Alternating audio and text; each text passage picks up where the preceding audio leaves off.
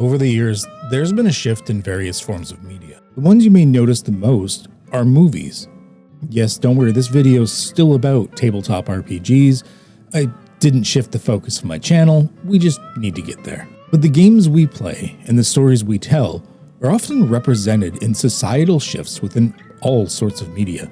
Thus, we can use something like the reflection of how stories of movies are written to see how people are using that and bringing it into their tabletop RPGs. The most common and default movies of the past decade or two all have a similar shifted feeling that's very different from movies of the past eras. Something happened, and movies started to feel different as we were flung into the 21st century. And this isn't just something that I'm pulling out of nowhere. This is a cultural shift in media, and it has been well documented and commented on, both in detailed papers by professionals and even noticed by commoners like you or I when we say something like, "Wow, they don't make movies like that anymore." This is something that is more than just nostalgia.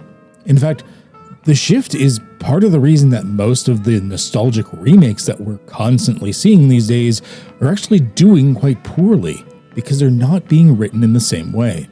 It's not that modern movies are bad. A few of my favorite movies of all time have happened in the last decade or two, but the majority of them do feel different. Why? Movies like Mad Max Fury Road or Top Gun Maverick are modern films, even if they are continuing on a legacy series.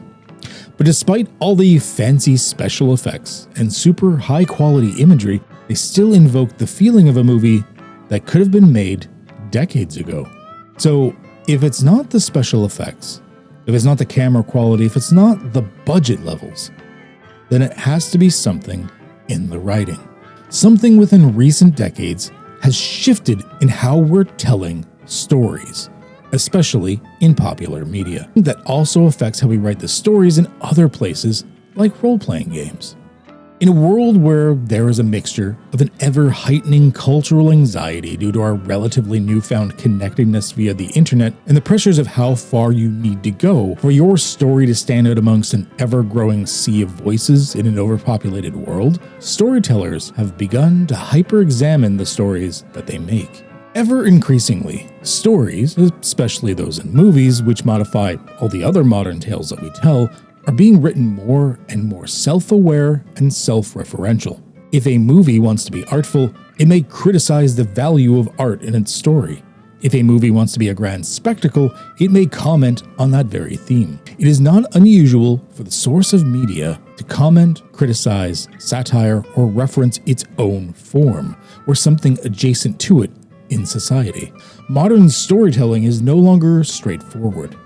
It is either some grand franchise like the Marvel films, or it's surrealism, absurdity, satirical twists of commonly used tropes, or criticism of those tropes. Now, this isn't new. We've always had creative outliers that have done these very things, but it hasn't been the default. They've been just that, outliers. You look at an average movie from basically most eras within the 20th century, and its storyline was relatively straightforward. The teenager facing his bully to get the girl, the action hero blowing up a building to stop the bad guys, the tough-as-nails survivor taking on the monster. But stories are becoming less and less like that. They're increasingly pressured by society to always be a commentary of politics, society, art, values, and a criticism of storytelling itself. Even if none of those things are actually needed, or even beneficial to the story being told. But whatever happened to the straightforward, easy to consume, and comfortable story? One who only tells what it needs to for the tale that is being written. I like hot sauce. It often tastes good, and it makes me feel something. But I'm also almost 40, and if I had hot sauce with every single meal, I'm likely to rot out my now aging guts. Sometimes a big old scoop of plain mashed potatoes is nice. It gives me contrast, it's easy to consume, and it gives my body a break for when I do eat something spicy again.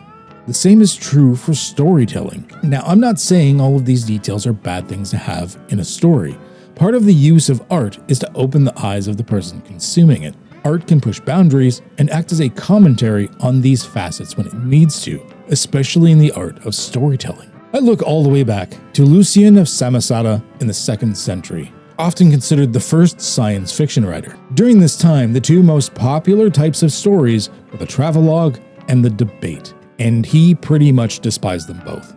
So he wrote a book with the title A True Story, which acted as a satire, criticism, and commentary on tales of the time.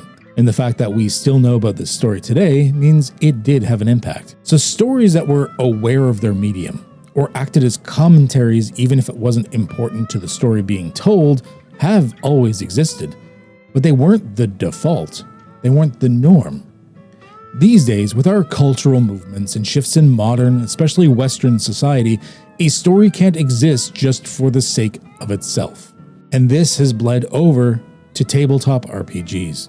And once again state, this doesn't mean it's a bad thing. My last campaign, Windermere Fantasy Online, was very much in that category. Because of the theme, it was constantly commenting on modern technology and culture. But one thing I do think is scary is that we've been getting a lot of new people into the hobby these days, and they see games like that, or ones from Critical Role or Dimension 20, and they think, oh, it's like those modern movies, and it needs to play out like that. That is the only way we can run these games. The problem is, those types of RPG campaigns, the ones with these deep, complicated interconnectedness and all of these other facets, are the outliers. Most adventures, campaigns, or tables stress the G in the RPG. And there's nothing wrong with that. There's nothing wrong with drawing up a quick map, throwing in some baddies and saying, all right, you guys, you're the heroes, go kick some ass. And then just rolling dice until said asses have indeed been kicked. And that's it. It's the equivalent of watching an action movie from the 70s or 80s. There's the hero, there's the baddies, there's probably someone or something to save, and you're going to kick butt till it's done. It's your cleansing mashed potatoes that gives you an easier to digest default, so that when you do want your spicy story, you won't rot out your guts. I don't know what this video is. It's not one of my normal tips videos, it's not about a specific system, it's just something I think we need to have a conversation about. Because I've seen very concerning things in the hobbies these days. There's nothing wrong with complex stories that have the elements that I've been talking about. I did just mention that I ran a campaign that literally ended a few days ago that was like that. But there's also nothing wrong with a straightforward adventure, one with risk and excitement whose elements are clear. The concerning thing that I'm seeing are people enforcing a specific mindset on others. It wasn't long ago I saw a thread of people talking about the fact that if you, as a GM, kill off your players' characters, you're causing them trauma and you are a bad person that should stop GMing. And it was this big thing where they were actually harassing a couple of creators. Yeah, I'm serious. This wasn't a joke. There were people saying this, and I know other creators that saw this same thread. These people actually believed that all RPGs, all of them, no matter your table, no matter your session zero, no matter your agreements, should be modernized to not include things like risk or death or any of the other things they didn't want. Not all stories that we tell in the hobby need to reflect the type of media we're seeing these days. Not all of them need commentary or satire of modern movies. Not all of them need subtle politics or taught values of the top actual play RPG groups. I guess I'm making this video because I've seen too many people that see a campaign like the one I just finished and think that's the only way to play. What they didn't see were the 2 sessions of Morkborg that I just ran the week before, where it was pretty much my goal as the GM to torment and kill the characters in a game that had virtually no storyline, and the players loved it. It's okay if you don't want death in your games, and your group has agreed to this. I have a style I tend to gravitate towards as well, and it's not for everyone. But I also like to float around a little bit between those styles, and maybe you could give that a try as well. But hey, if you're not up for that, that's not your cup of tea, that's fine. But why? Why would you criticize someone that doesn't play that way? As long as you aren't hurting someone in your group, you can't have fun wrong. And if the group agreed to play a certain way, and you don't like it, then that's just not your group to play with. Keep in mind, role-playing games don't have to be complex or deep. It's nice when they are, but a lot of times, for most groups, they're not. They're just like straightforward action movies from the 80s. Role-playing games that are simple and straightforward, that are deadly and high action, are all perfectly fine. We don't always need political commentary. We don't always need a set of values being instilled. And if you don't like the way someone is playing it, that's fine. You play your way, we play ours, and it's all good. Not really sure how I want to end this. I've just been sort of sitting here, rambling into the mic. I'm going to leave it here for now, because I believe this isn't a statement so much as the beginning of a conversation. As always, stay healthy, stay safe, and have a good one, eh?